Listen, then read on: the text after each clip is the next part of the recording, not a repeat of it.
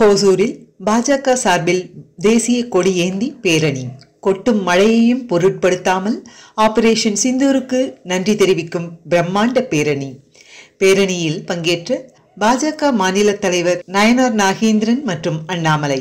ஹோசூரில் நயனார் நாகேந்திரன், முன்னாள் பாஜக மாநில தலைவர் அண்ணாமலை உள்ளிட்ட முக்கிய நிர்வாகிகள் மற்றும் பாஜகவினர், முன்னாள் இராணுவ வீரர்கள் உள்ளிட்ட 1000க்கும் மேற்பட்டோர் ஊர்வலமாக வந்து கொட்டும் மழையிலும் பொதுக்கூட்டத்தில் அண்ணாமலை மற்றும் நயனார் நாகேந்திரன் பேசினர்.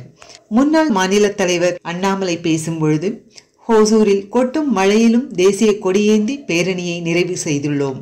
கட்சிகள் மற்றும் சித்தாந்தங்களை தாண்டி அனைவரும் ஒன்று திரண்டு இந்தியர் என்கிற உணர்வோடு தேசிய கொடியேந்தி ஊர்வலத்தில் கலந்து கொண்டனர். ராம்நகர் பகுதியிலிருந்து துவங்கிய பேரணியில் பாஜக மாநில தலைவர் நயனார் நாகேந்திரன், முன்னாள் பிஜேபி மாநில தலைவர் கே அண்ணாமலை, தேசிய செயலாளர் சுரேஷ் மேனன் உள்ளிட்ட ஆயிரக்கணக்கானவர்கள் பங்கேற்று கையில் தேசிய கொடியை ஏந்தியவாறு பேரணியாக சென்றனர்.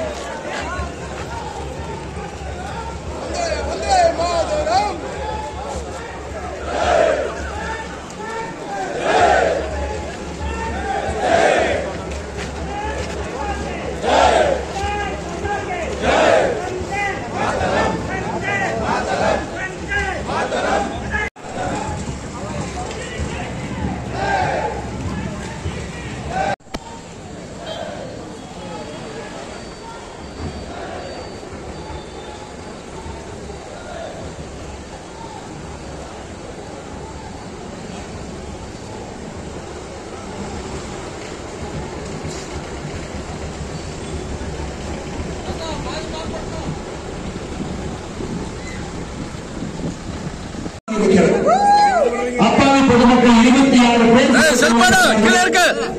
மதத்தின் அடிப்படையில அந்த படுகொலை நடந்தது. இந்தியாவில் இந்துக்களுக்கும் இஸ்லாமியர்களுடைய ஒரு விஷமத்தனத்தான் அந்த பிரச்சனை நாட்டிற்குள்ள பிரச்சனை அந்த தீவிரவாதிகளுடைய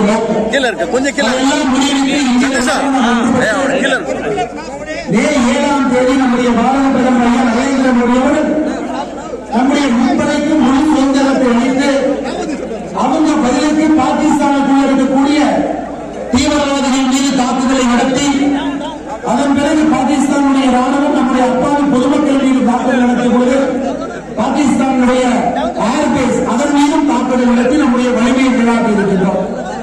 அங்கு சொன்னவர்களே இந்த உணர்வு எப்பொழுதும் இருக்க வேண்டும், எப்பொழுதும் நாம் தயார் நிலையில் இருக்க வேண்டும். காரணம் ஒவ்வொரு ஒரு வித்தியாசமான ஒரு பகுதி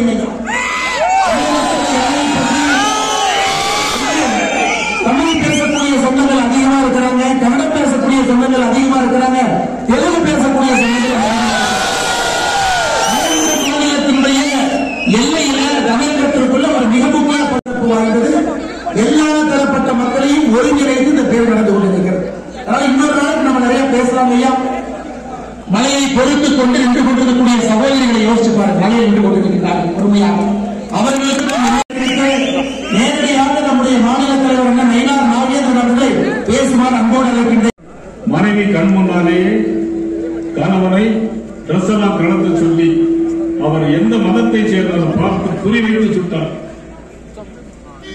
உயிரோடு இருக்கிறேன், நீ உன்னுடைய மோடியிட்ட போய் சொல்லு அப்படின்னு சொன்னார். நமக்கெல்லாம் இந்து மத கலாச்சாரப்படி ஒரு வீட்டில் ஒருவர் இறந்து விட்டால் 16ஆவது நாள் நம்ம எல்லாம் காரியம் பண்ணுவோம். ஆனால் நடந்த சம்பவத்திலிருந்து எண்ணி 16 நாள் கழிச்சு 7ஆம் தேதி அதிகாலை 1:30 மணிக்கு பாகிஸ்தானுக்கு காரியம் பண்ணவர் நமது நரேந்திர மோடி. பாகிஸ்தான்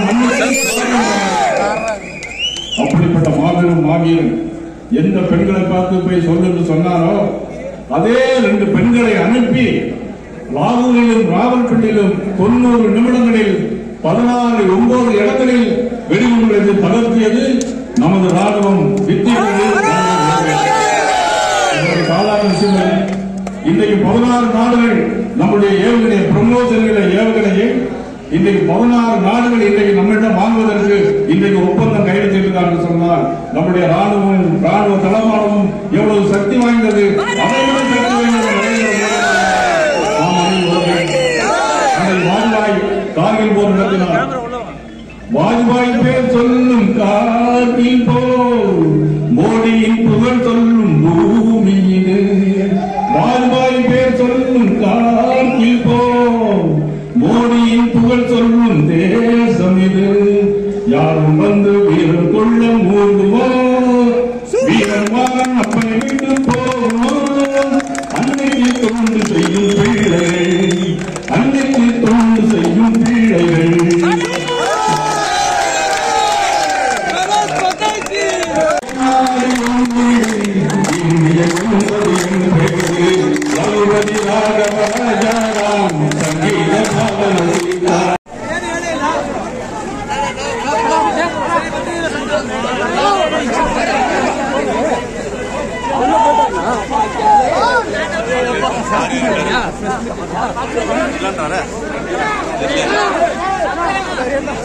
சரி